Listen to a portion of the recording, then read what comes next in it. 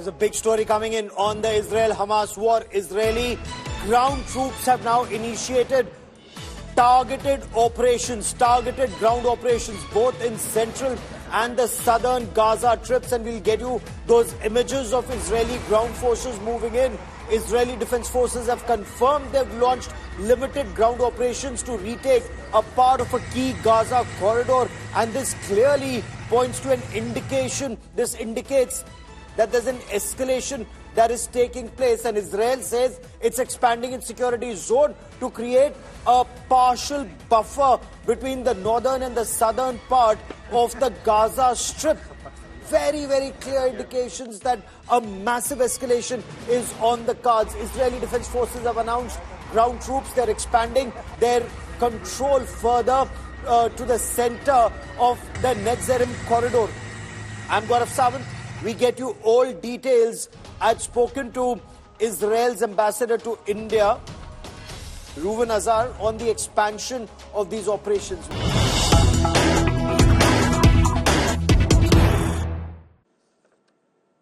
Big story coming in on the Israel-Hamas war. Israeli ground forces have now moved in for targeted ground operations, both in central and the southern part of the Gaza Strip.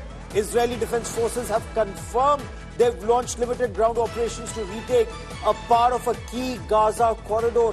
Israel is expanding its security zone to create a partial buffer zone now between the northern part and the southern part of the Gaza Strip. Israeli Defense Forces, they've announced ground troops. They're expanding their control.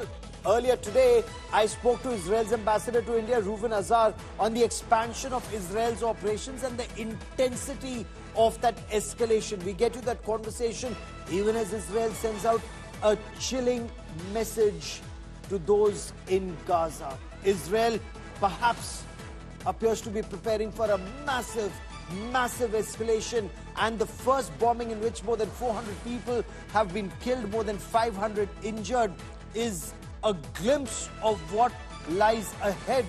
Israeli Defense Forces have decided that their elite Golani brigade would be stationed in the southern command area. It's now on standby for expansion of operations in Gaza, and this elite Golani brigade is sent where specialized operations are required, both after the 2023 7th of October terror strikes by Hamas, and then subsequently when Israeli forces had moved in to Lebanon, to the southern part of Lebanon and northern Israel. That's when these elite troops of the Golani Brigade were deployed. IDF insists it's expanding its operations in Gaza to protect its citizens from Hamas terror. Israel's defense minister, Israel Katz, has warned that Israel will step up its offensive, and the Palestinians in Gaza will have they are being warned to evacuate to a safe area. There are some areas that are now being declared into active combat zones. Israel has repeatedly insisted if all remaining 59 hostages are not released, the IDF will act with intensity that has not been seen before. We will get you the situation on ground. What do these airstrikes mean? What are Israel's plans for future? And is it actually feasible, the Donald Trump plan to have the Gaza Strip completely evacuated? Will 2.1 million people be moved out? I spoke earlier today to Israel's ambassador to India, Ruben Azar, on this dangerous escalation in the region.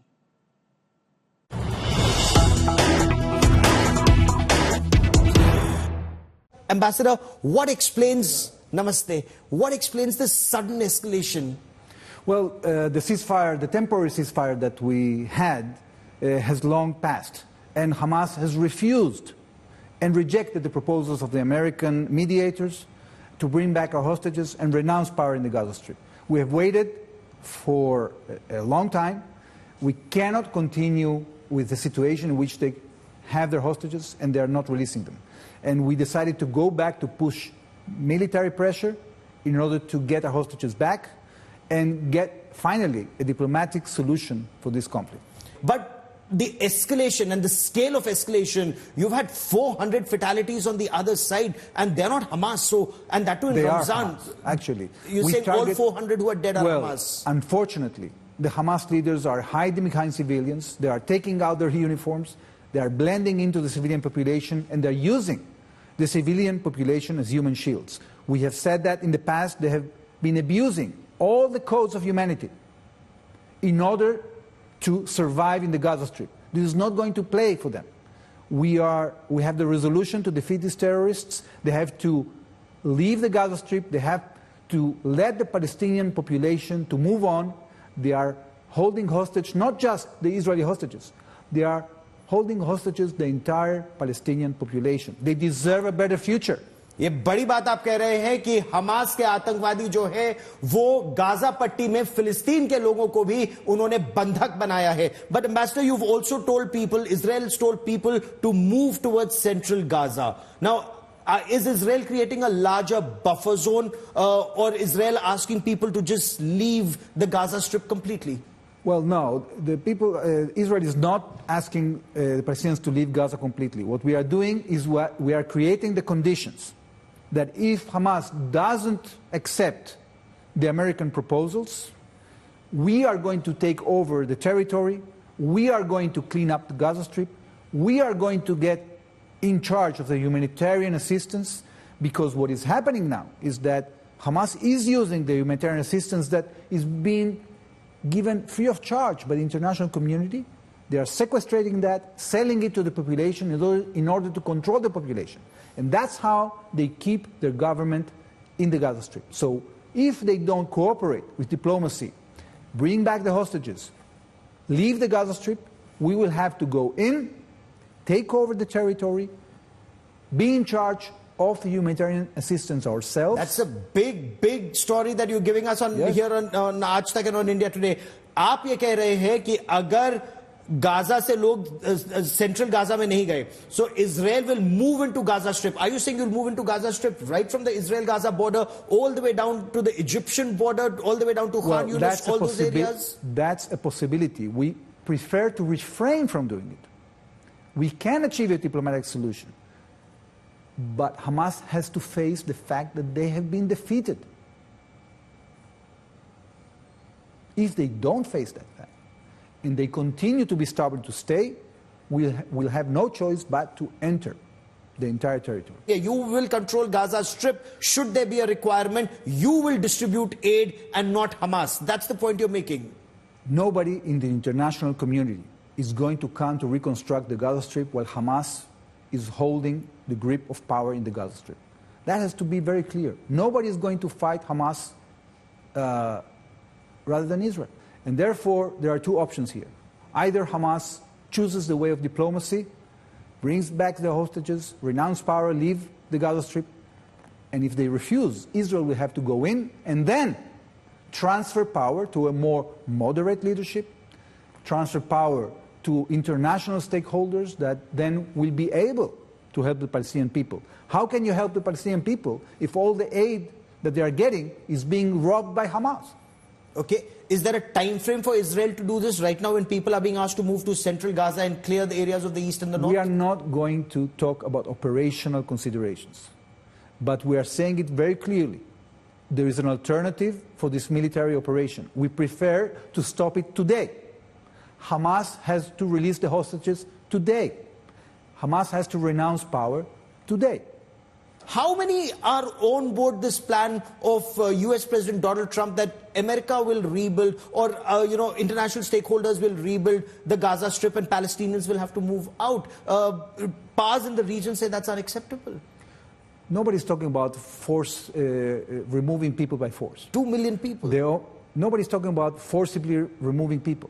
What the administration has been saying is that we might need, after Hamas is out, we might need a window to rebuild the Gaza Strip, because the situation, the conditions are very dire, are very bad. In many places, it's completely unlivable. So, like in other conflicts, when people have left the conflict zone temporarily, like in the Ukraine war, like in the Syria war, a lot of people have left. it doesn't mean they cannot come back.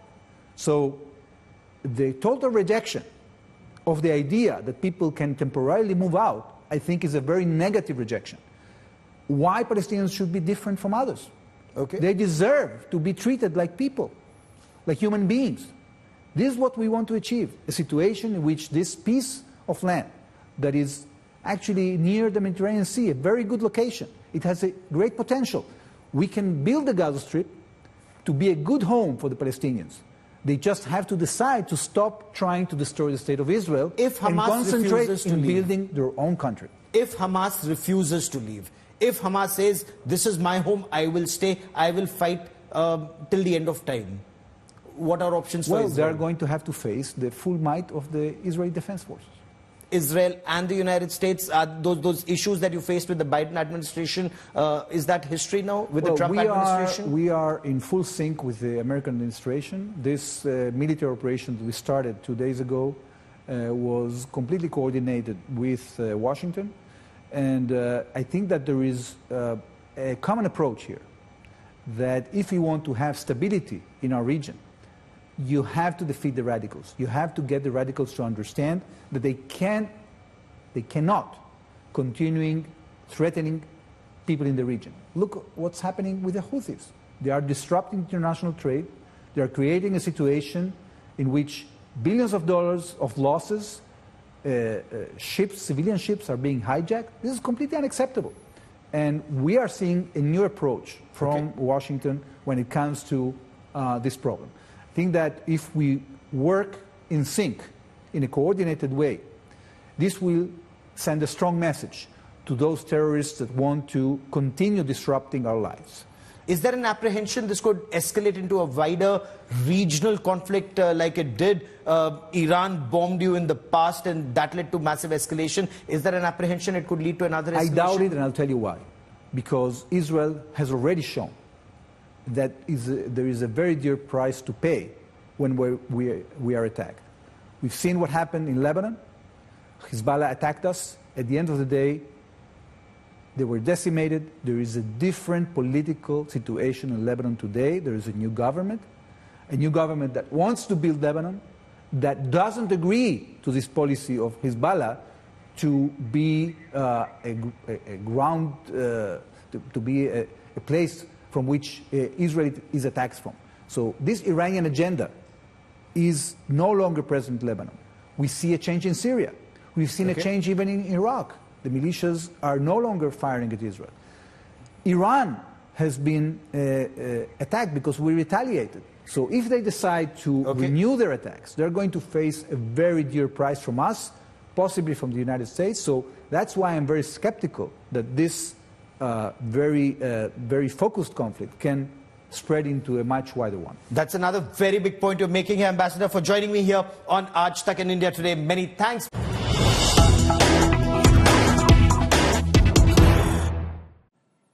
Let's shift focus from one global hotspot to the other global hotspot, the Russia-Ukraine conflict. Ukrainian President Volodymyr Zelensky has dialed Washington, D.C. and spoken to U.S. President Donald Trump. This after Russian President Vladimir Putin agreed to a partial ceasefire. The Kremlin says Russia has suspended its attacks on Ukrainian energy infrastructure after a phone call between Presidents Putin and Trump. Russia says it shot down 7 of its Ukraine-bound drones while they were still in the air. Russia, in turn, has accused Ukraine of not respecting the 30-day ceasefire on not striking each other's energy infrastructure and said Ukraine tried to attack Russia's energy infrastructure overnight with a deliberate drone attack on an oil depot in southern Russia. On the other hand, President Zelensky claims that President Putin did not agree to a complete ceasefire and that he will find opportunities to circumvent the ceasefire. Let's listen in to the apprehensions of the Ukrainian president. Путін не погодився на повноцінну тишу, безумовну тишу, і це дуже важливо відзначити це, що він буде знаходити ті чи інші можливості обходити повну тишу. Тому що йому потрібно тиснути на Україну, а це можна, коли ти проводиш ті чи інші операції на полі бою, або або дієш постійними ескалаціями в небі, на морі, використовуєш ракети, використовуєш балістику, щоб люди жили в постійному.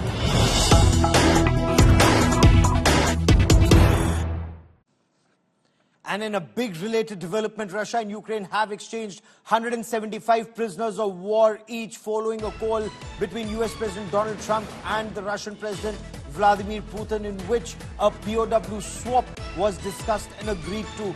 Russia, in fact, has handed over an additional 22 heavily wounded Ukrainian prisoners of war as they were in need of urgent medical care too.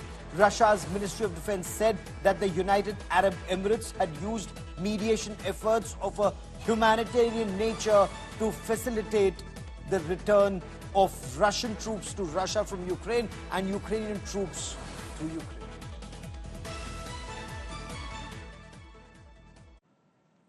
And as Russia and Ukraine talk peace, Congress Party Member of Parliament Shashi Tharoor has praised Prime Minister Narendra Modi's diplomacy. Shashi Tharoor praised the Prime Minister's efforts when it comes to the Russia-Ukraine war. He admitted he's the one, that is Shashi Tharoor is the one with egg on his face for opposing India's stance on the Russia-Ukraine war. There was a lot of pressure on India from Europe and the United States of America to toe the Western line, but India chose an independent path, and in the end, India has been right.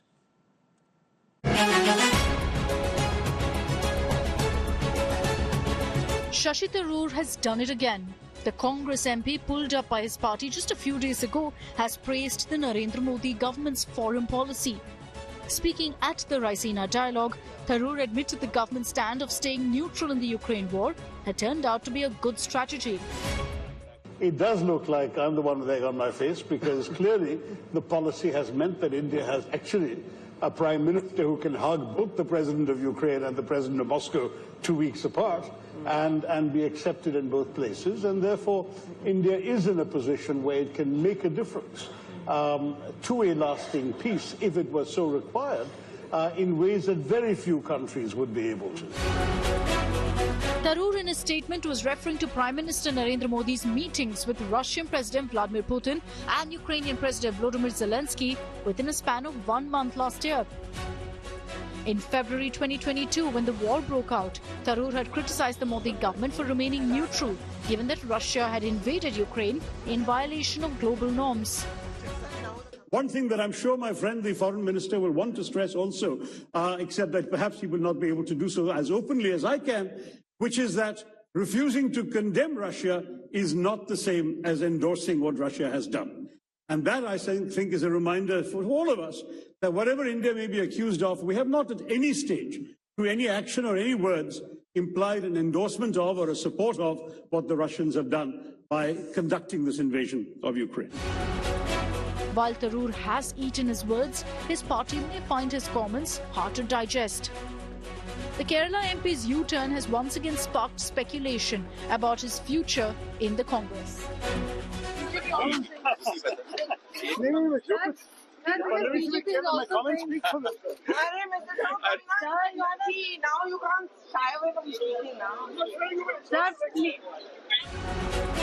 The Congress itself appears divided on the issue. Shashi Tharoor says, I'm still wiping the egg off my face. As I said, Mr. Shashi Tharoor went to the tough school of diplomacy, whereas I only studied law, so he's much more experienced than me to talk about diplomacy, so I have really no comments on his views.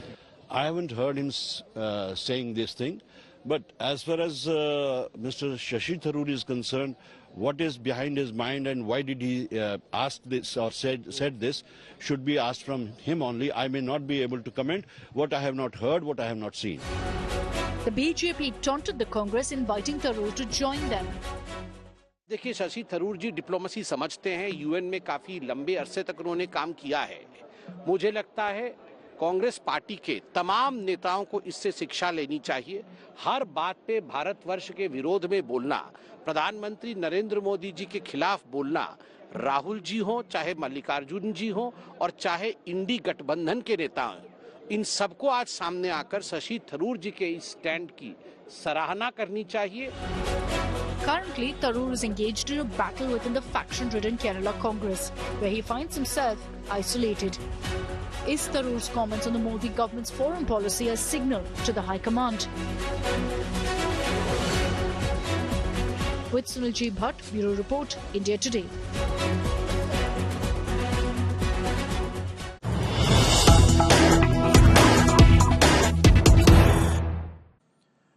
Big news coming in from the Punjab-Haryana border. The Punjab police have moved in big numbers and are removing the protesting farmers from the Punjab-Haryana border. Punjab police, and we are told that there are 3,000, and that's a huge number. 3,000 Punjab policemen who are now on standby to detain 200 farmers at the Khanuri border. Farmers are being removed from the Shambhu border. Sources are saying that there are 3,000 Punjab policemen who have been deployed to tackle 200 farmers at one border and some farmers at the other. The police have also brought in bulldozers. So somewhere down the line, it appears that the Bhagwant Mann government is not wearing kid gloves while dealing with the Annadatas, which was the case earlier when they held the farm protest. Or has the reason changed so completely? What we are now being told is that bulldozers are being brought in. Bulldozers and JCB machines are being brought in. So all those fans that you see, all those comforts that you see, they're all being forcibly removed by the Punjab police. The shelters, the structures that had been made on the Punjab-Haryana border, they are being removed. That's a different story. When they were at another border, it was kept there and the farmers stayed for a very, very long time as a right to protest. So right to protest is acceptable in one border near the national capital, not acceptable in another border, is a question that we will continue to answer. The farmers have been protesting since the 13th of February 2024. I'll get you more on that story, but let's listen in to the Punjab police on why this action is being taken and why now. ये Shambhu border पे जो काफ़ी देर से किसानों का धरना चल रहा था, उसमें आज ड्यूटी मजिस्ट्रेट्स की प्रेजेंस में पुलिस की तरफ से क्लियर करवाया गया है. आफ्टर गिविंग प्रॉपर वार्निंग इनको दी गई थी और उसके बाद ये सारा क्लियर करवाया गया है. कुछ लोगों ने अपनी विलिंगनेस दी थी कि हम घर जाना चाहते हैं, तो उनको बसेस में बिठा के घर भेजा गया. और इन एडिशन जो यहाँ पे स्ट्रक्चर्स हैं और व्हीकल्स हैं उनको मूव करा जा रहा है. हमें कोई यूज़ ऑफ फोर्स नहीं करनी पड़ी, कोई रेजिस्टेंस नहीं था. बहुत अच्छी तरह से किसानों ने कोऑपरेट करा है और खुद ही वो बसेस में बैठ के थे. I want to quickly bring in India Today's Aseem Bassi, who joins us live from the Shambhu border in Punjab on this big breaking story. Explain why this action is being taken, why now, and why at 10 o'clock at night. What's happening right now?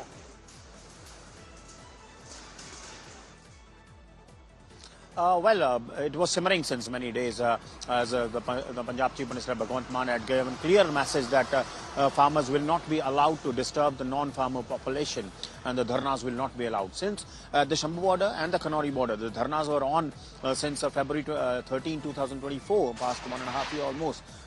It was become quite irritant for the commuters on this Amritsar-New Delhi highway.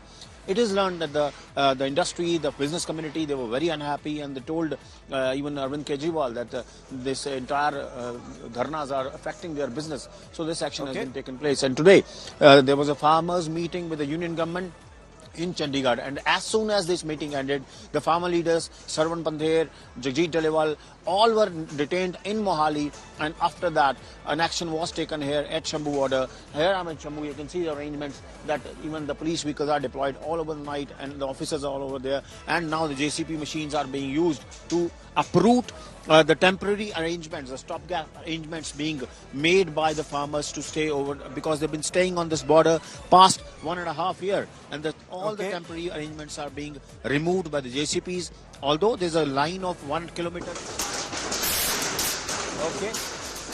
Okay, and we can hear all that action being taken. Keep tracking that story. I will come back to you for more. Will there be an impact of this? What will farmers do next? Will farmers from other parts or regions also rally behind farmers? Or is that no longer politically feasible or a wise thing to do. We'll be tracking that story very closely. That is all I have for you on this special broadcast. Many thanks for watching.